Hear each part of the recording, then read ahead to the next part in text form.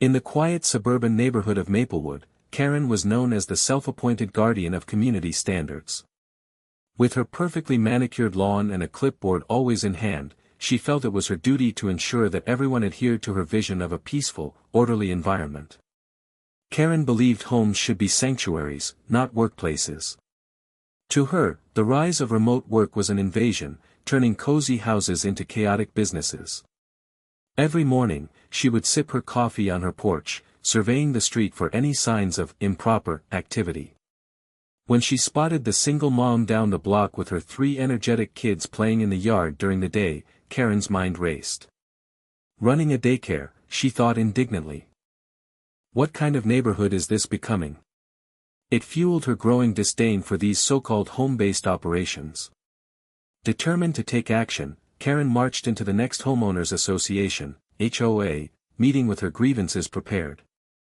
She painted a vivid picture of a community overrun by families working from home, suggesting that it would lead to noise, traffic, and even chaos. Her passionate speech swayed some members who shared her concerns, and soon enough, they were discussing potential rules to restrict these activities. As Karen basked in the glory of her newfound influence, she had no idea how quickly her world would turn upside down. Just a week later, her own company announced it would go fully remote due to changing business needs. Suddenly, Karen found herself facing the very situation she had fought against, and little did she know that the HOA was about to use her own rules against her. As the days rolled by in Maplewood, Karen could hardly contain her irritation at the sight and sounds of her neighbors adapting to remote work. She would often glance out her living room window, shaking her head at families engaging in what she considered unproductive activities. Her biggest target was Sarah, a single mom who had taken to working from home with her kids. To Karen, it appeared as if Sarah was turning her home into an accidental daycare. "She has 3 kids running around while she's on calls," Karen muttered to herself one morning, arms folded tightly across her chest. "That's not a home, it's a circus." Each day brought new complaints, loud laughter, music, and chaotic play were noises Karen associated with homes becoming unlivable businesses. Feeling the need to rally support, she frequently discussed her neighbors' seemingly reckless behavior with anyone who would listen. At the grocery store, she would coax fellow shoppers into agreeing that homes should be places of peace and privacy. "You can't just have people treating their houses like offices," she argued passionately. What happened to the days of simple suburban living? As she prepared for the upcoming HOA meeting, Karen compiled a list of grievances against neighbors like Sarah. Her conviction grew stronger as she imagined a neighborhood free from the distractions caused by remote work. She envisioned peaceful streets where children played outside without interrupting their parents' professional lives. Driven by her sense of duty, Karen pushed harder for the HOA to consider tightening the rules on home-based operations. Little did she know that this crusade would lead to unexpected consequences in the very near future. The evening of the HOA meeting arrived, and Karen felt an electric buzz of excitement mixed with nervous energy. The community center was filled with residents, many of whom had become increasingly concerned about their neighborhood's shifting dynamics. As she took her place at the front of the room, Karen scanned the crowd, noticing supportive nods from her fellow neighbors. "Thank you all for gathering tonight," she began, her voice steady despite the weight of her mission. "We need to discuss the growing trend of home-based businesses that threaten our peaceful lives here in Maplewood." Karen gestured to a slideshow she had prepared, showcasing images of bustling home offices and chaotic playgrounds that had become too familiar. With each slide, her conviction intensified. "These homes are meant to be sanctuaries," she argued passionately. "When we allow our neighbors to turn their houses into workplaces, we risk losing what makes our community special." Murmurs of agreement rippled through the audience. She seized this momentum, emphasizing how remote work disrupted family life and increased noise levels. Karen shared anecdotes about Sarah's children running wild while their mother worked, painting a vivid picture of disorder. "If we don't act now," she warned, "we'll lose our sense of community altogether." What's next? A coffee shop on every corner? As she concluded her speech, Karen called for new rules to restrict home-based operations. She saw a sea of approving faces and felt validated as several neighbors voiced their support. One by one, they echoed her sentiments about preserving peace in their beloved neighborhood. By the end of the meeting, the HOA board agreed to draft new regulations based on Karen's proposal, steps that she believed would restore order but would soon lead to unforeseen complications in her own life. The day arrived when the HOA board gathered to vote on Karen's proposed rule to restrict home-based operations. As members filed into the meeting room, Karen felt a swell of excitement and anticipation. She had worked tirelessly to rally support, and now, she was on the brink of achieving her goal. The air buzzed with discussions about preserving the neighborhood's peace, and Karen couldn't help but smile at the thought of all her efforts paying off. When the time came for the vote, Karen sat on the edge of her seat, heart racing. The board members tallied the votes, and as the results were announced, a wave of triumph washed over her. "The motion passes," the president declared, and applause erupted in the room. Karen felt a rush of exhilaration as she realized she had successfully influenced her community to take action against what she perceived as an encroaching threat. "I knew I could count on all of you," she exclaimed, standing to address her neighbors. "This is a victory for our way of life. We've taken a stand to protect our homes from becoming businesses." Nods of agreement and cheers echoed around her, fueling her sense of accomplishment. Karen envisioned a quiet neighborhood where children played outside without distractions and families enjoyed their serene homes. She pictured Sarah's chaotic household being silenced by the new rules. As she left the meeting that night, her spirits soared high. She felt like a champion for community values, unaware that her triumph would soon turn into an ironic twist of fate. Little did she know, her own circumstances were about to change drastically in ways she never expected. Just a week after the HOA meeting, an unexpected email landed in Karen's inbox, jolting her from her daily routine. The subject line read, "Company announcement, transition to remote work." Her heart sank as she read the message detailing her company's decision to go fully remote. For a moment, she felt a twist in her stomach, but then she quickly tried to reassure herself. How bad could it be, she thought. After all, working from home had its perks: no commute, flexible hours, and the chance to work in her pajamas. Initial excitement bubbled up as she imagined waking up later and sipping coffee at her own kitchen table while checking emails. It didn't take long, however, for reality to creep in. The thrill of working in comfort began to overshadow the challenges that accompanied this new lifestyle.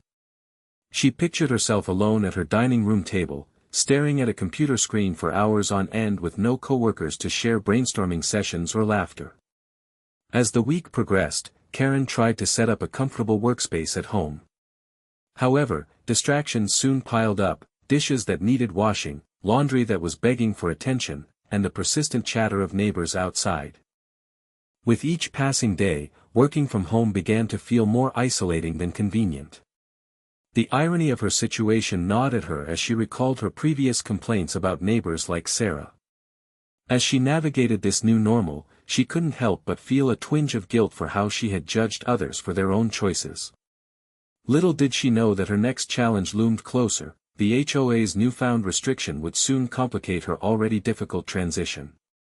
Karen was just beginning to adjust to her new routine when a letter arrived from the HOA, sending a chill down her spine. As she opened it, she could hardly believe the words staring back at her: "Due to the new regulations on home-based operations, your business activities from home are not permitted." Her heart raced as she reread the letter, hoping she had misunderstood. Surely, this couldn't apply to her. After all, she was just working from home like everyone else. But then the reality sank in: this was the very rule she had championed only days before. The irony struck hard, and Karen felt as if the ground had shifted beneath her feet. She thought of Sarah and all the single moms she had criticized. "What have I done?" she whispered to herself, feeling a wave of guilt wash over her. Frantically, Karen picked up the phone and called the HOA office, desperately seeking clarification. The response was clear: "We are enforcing these rules strictly to uphold community standards." Each word felt like a nail in her coffin as she realized there were no exceptions. The neighbors who once seemed like a nuisance now appeared to be living under circumstances similar to hers. With no choice but to comply, Karen faced an uneasy dilemma: rent office space or risk losing her job altogether. As she hung up the phone, that familiar feeling of triumph from earlier faded away into frustration and regret. How could she have been so blind?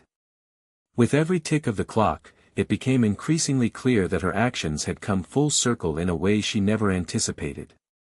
Karen sat at her kitchen table, her mind racing as she contemplated her next steps.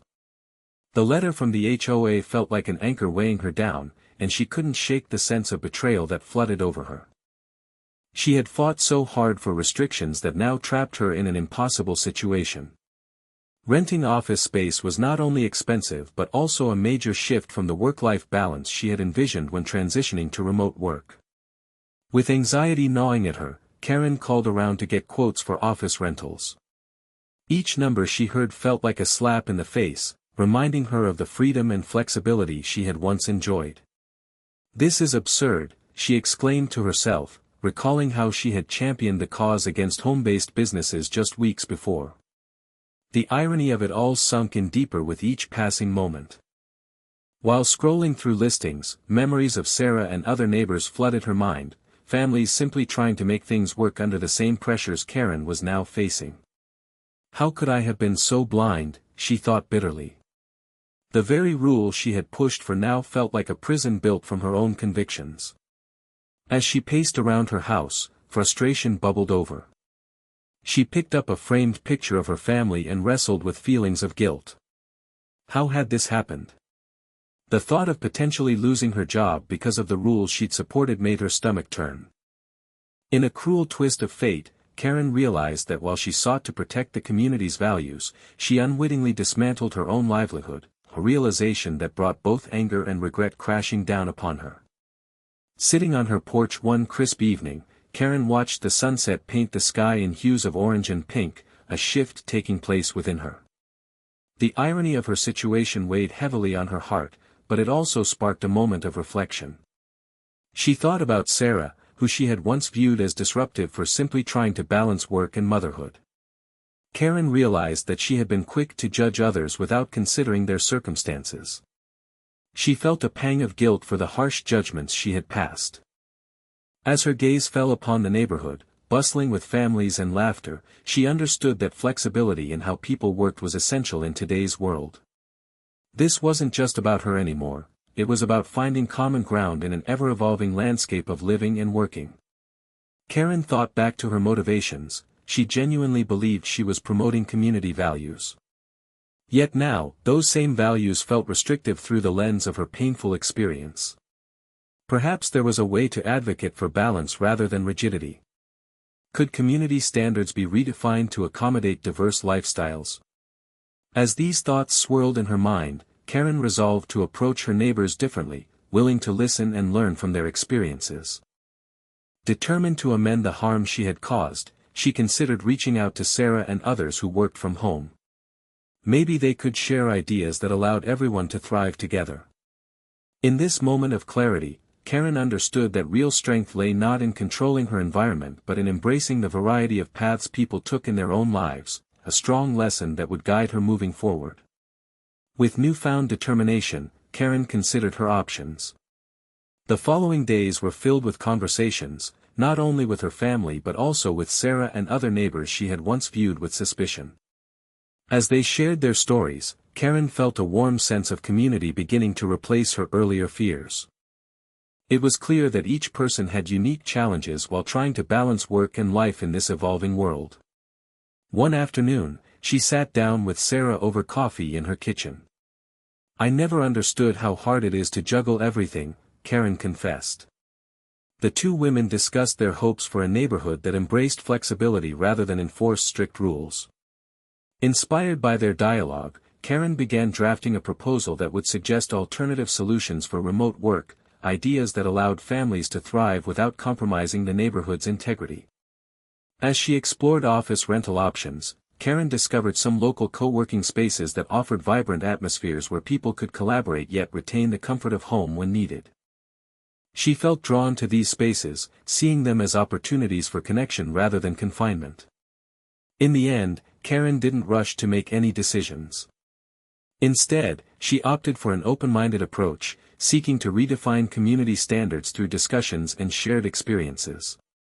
Whether she rented an office or worked from home remained uncertain, but what mattered most was the understanding that everyone's path could be different yet equally valid. As she walked through Maplewood, observing kids playing and neighbors chatting, Karen embraced a sense of acceptance that hadn't existed before. This journey had just begun, and the possibilities for building a truly supportive community seemed endless, an adventure guided by compassion and understanding rather than judgment.